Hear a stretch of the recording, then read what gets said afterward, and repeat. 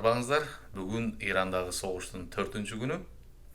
Біз мұрдағы чыгарылыштарда талдап айтқандай, Аятолла Хаменейнин өлімменен бірге бұл соғыш тоқтап қалған жоқ.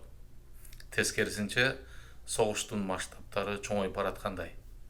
Дүйнөлүк экономика жабыркап, мунайга болгон баа кескин түрдө өсүүдө. Бирок бул тууралуу биз 6-чы күнү жарык көрө турган кеңейтилген чыгарылышта сүйлөшөбүз. Азыр болсо Иран тарабынан Европага карата айтылган коркутуулар жөнүндө сүйлөшөлү. Бүгүн маалым болгондой, Ирандын тышкы иштер министрлиги бул тууралуу билдирүү тараткан.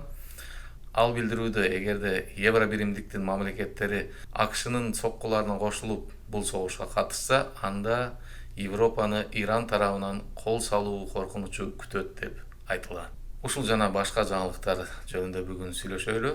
Каналыбызга лайк басып коюңуздар, каттала кетиңиздер, кыргыз тилинде контентти алдыга жылдырууга жардам бериңиздер. Учурда Евро биримдиктин мамлекеттери бул согушка карата нейтралдуулукту сактоодо. АКШ жана Израиль тараптан басым болгонуна карабастан, согуштун биринчи күндөрүндө Франция, Германия жана Улуу Британия Иранга каршы соккуларга көз карашы терс экени тууралуу алар билдирүү тараткан. Ошол эле сыяктуу Евро биримдиктин башка мамлекеттери да бул согушка катышпай тургандыгы тууралуу билдирүү жасаган. Бирок кийинчерээк Иран тарабынан Франция жана Улуу Британиянын аскердик базаларына дрондук соккулар болгондон улам Британиянын премьер-министри АКШга өзүнүн аскердик базаларын колдонууга уруксат берген. Бирок негизинен карап көрсөк, Евро биримдиктин бүт мамлекеттери нейтралдуулукту сактоодо. Алар бул согушка катышкан бүт тараптарды бул согушту дипломатиялык жол менен чечүүгө чакырууда. Бирок биз баарыбыз түшүнүп тургандай, бул нейтралдуулук убактынча болушу мүмкүн. Эмнеге дегенде, Евро биримдиктин мамлекеттери НАТОга кирет. НАТОнун уставы боюнча, эгерде тыштан кандайдыр бир кол салуу болсо, НАТОнун бүт мүчөлөрү ал агрессияга жооп берүүгө милдеттүү. Ушундай көрүнүштү алдын алуу үчүн Ирандын тышкы иштер министрлиги ушундай билдирүүнү бүгүн таратса керек деп ойлойт аскердик серепчилер. Бирок бизди кызыктырган суроо, бул Иран Европага кантип сокку урушу мүмкүн? Биздин оюбузда алар бири-биринен аябай алыс да, туурабы? Бирок биз баарыбызга маалым болгондой, Ирандын дрон чыгаруу өндүрүшү аябай күчтүү. Ошондой эле алардын ракета өндүрүшү дагы бир аз болсо да өнүккөн.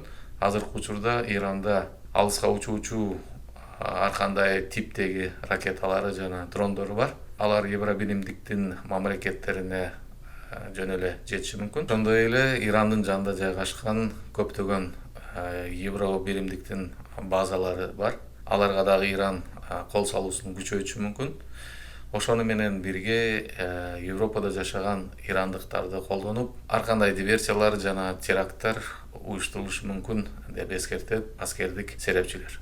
Андан тышкары Иран качкындардын агымын Европага басым жасоо курал катары колдонушу мүмкүн. Эгерде биз тарыхка кайрылсак, мурда кандай согуш болбосун, качкындардын негизги саны бардыгы Европага качып барышкан.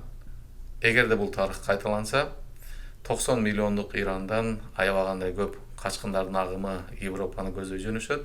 Бул Европа үчүн аябагандай чоң проблемаларды алып келиши мүмкүн. Бул проблемалардын аягында Европа өзү кандай абалда болот, аны эч ким айта албайт.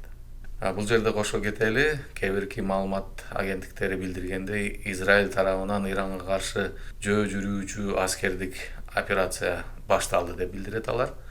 Бирок бул тууралуу азырынча эч кандай официалдуу тастыктоочу маалымат жок. Ошон үчүн азырынча бул нерсеге биз ишенбей турабыз.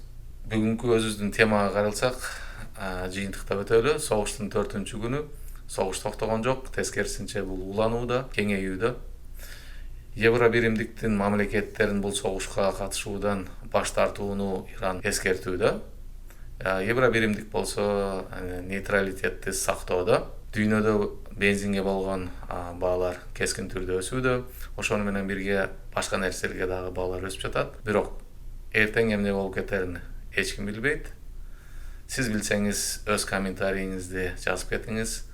Биз үчүн силердин оюңар аябай кызыктуу. Көрүшкөнчө.